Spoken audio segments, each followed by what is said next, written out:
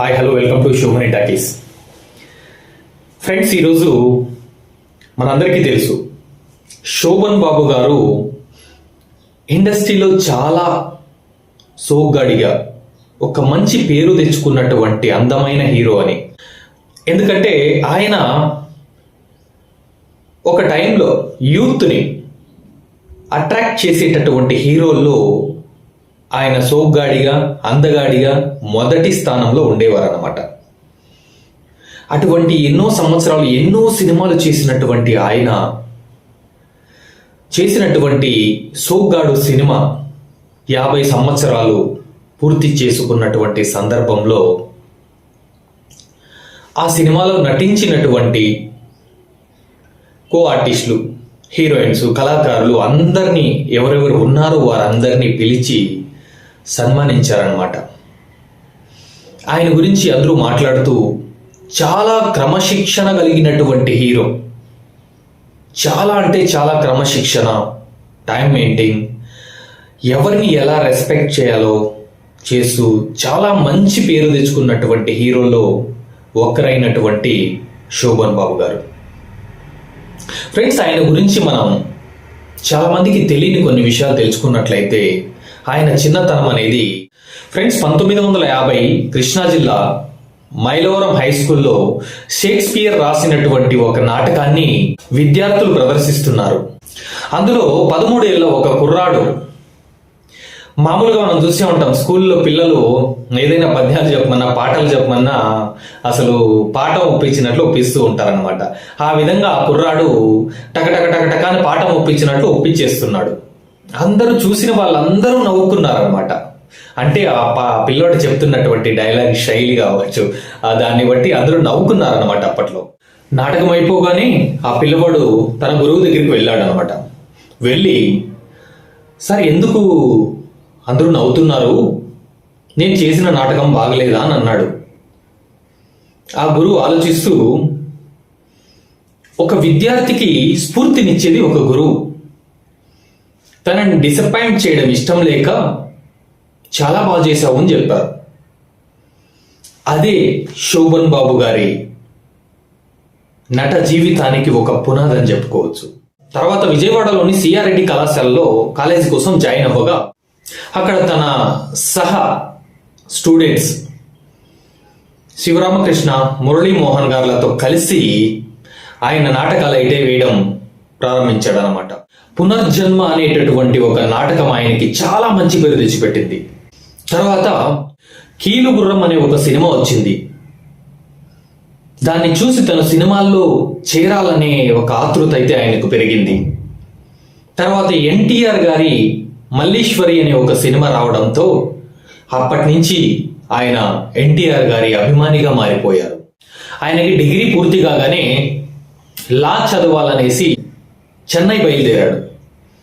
పేరుకు మాత్రం చదువు, లోపల మొత్తం సినిమాలపైనే ఆయన ధ్యాస.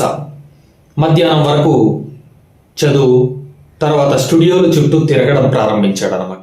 అలా ఇలా ఏదో ఒకరోజు ఎన్టీఆర్ గారిని కలిశారనమాట. ఎన్టీఆర్ గారు మీరు చాలా అందంగా ఉన్నారు బ్రదర్, సినిమాలో ట్రై చేయండి అని అన్నారు ఒకసారి.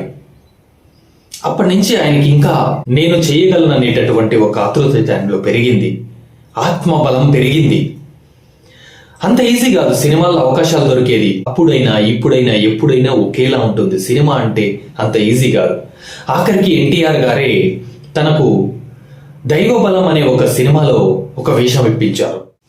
అయినా ఆ సినిమా పెద్దగా ఆడలేదు. అలాగే తంటాలు పడుతూ ఉండగా 1960లో భక్త శబరి అనే ఒక సినిమాలో నటించగా అది కొంచెం పేరు తెచ్చింది. నర్తనశాల, వీరాభిమన్యు సినిమాల్లో ఆయనకి కొంతవరకు గుర్తింపు వచ్చింది. అయినా కానీ తర్వాత అవకాశాలు అనేది రాలేదు. ఆ షాక్లో ఆయన కొంతవరకు డిప్రెషన్లోకి వెళ్ళిపోయారన్నమాట. అప్పటికి ఆయనకు పెళ్ళయింది, భార్య బిడ్డలు కూడా ఉన్నారు. తను ధనవంతుడేమీ కాదు, ఒక నార్మల్ సాధారణమైన మధ్యతరగతి కుటుంబం. పని ఉంటే గాని పూట గడవదు.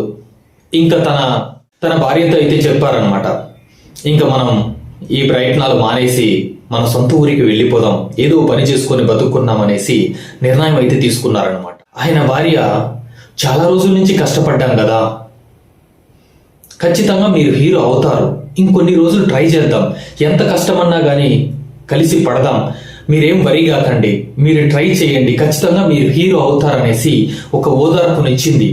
మళ్ళీ ఆయనలో ఆశలు చిగురించాయన్నమాట. ఆయన యొక్క పరిస్థితి తెలిసినటువంటి ఏఎన్ఆర్ గారు, ఎన్టీఆర్ గారు తనకు తెలిసినటువంటి ఏదో ఒక సినిమాల్లో ఏదో ఒక పాత్రలకు సిఫారసు అయితే చేసేవారన్నమాట. 1969, 70లో వచ్చిన మనస్సులు మారాలి అనే ఒక చిత్రంతో ఆయన జీవితమే మారిపోయింది. ఆయన అనుకున్న కలలన్నీ సాధించారు. శోభన్ బాబు అంటే తెలుగు చిత్రసీమలో, తెలుగు ఇండస్ట్రీలో పరిచయ తెలుగు ప్రేక్షకుల్లో తెలియని వారే లేకుండా నిలదొక్కున్నారు. తరువాత బలిపీఠం, చెల్లెలు కాపురం, సోగ్గాడు, గోరింటాకు వంటి విజయవంతమైన సినిమాల్లో ఒక మంచి హీరోగా పేరు సంపాదించుకున్నారు. కార్తీక దీపం, దేవత వంటి సినిమాల్లో నటించి మహిళా ప్రేక్షకుల్లో ఎనలేని ఆదరణ సంపాదించుకున్నాడు. శోభన్ బాబు అంటే మహిళా చిత్రాలు, మహిళలకు నచ్చేటటువంటి చిత్రాలు తీస్తారనేటటువంటి ఒకే ఒక ముద్ర ఆయనలో పడిపోయి మొత్తం తెలుగు రాష్ట్రాల్లో ఉన్నటువంటి మహిళలందరూ ఆయన సినిమాకి ఎగబడి సినిమాలు చూసేవారన్నమాట. సినిమాలు చేసుకుంటూ వచ్చిన ధనాన్ని, కుటుంబాన్ని పోషించుకుంటూ తను ఆస్తులు కొనుక్కుంటూ భూములు కొనిపెట్టాడు. అదే ఆయన్ని పెద్ద ధనవంతుడిగా మార్చేసింది. ఉదయం 6 గంటలకే షూటింగ్ సెట్లో ఉండేవాడు, సాయంత్రం 6 గంటలకే ఇంటికి వెళ్ళిపోయేవాడు. ఎందుకంటే షూటింగ్ ఎంత అవసరమో ఇల్లు కూడా అంతే అవసరమని క్రమశిక్షణ పాటించేటటువంటి హీరో ఎవరైనా ఉన్నారు అంటే అది శోభన్ బాబు గారని చెప్పుకోవచ్చు. ఆయన దగ్గర పనిచేసిన వాళ్ళకి ప్రతి ఒక్కటి ఇల్లు కట్టించాడు, వాళ్ళ పిల్లలకు పెళ్లిళ్ళు చేయించాడు, వారికి కావలసినటువంటివన్నీ చూసినటువంటి వ్యక్తులు ఎవరైనా ఉన్నారా అంటే అది శోభన్ బాబు గారు అని చెప్పుకోవచ్చు. సినిమాలు రిటైర్డ్ అయిన తర్వాత సినిమా ఇండస్ట్రీ వైపు కన్నెత్తి కూడా చూడలేదు.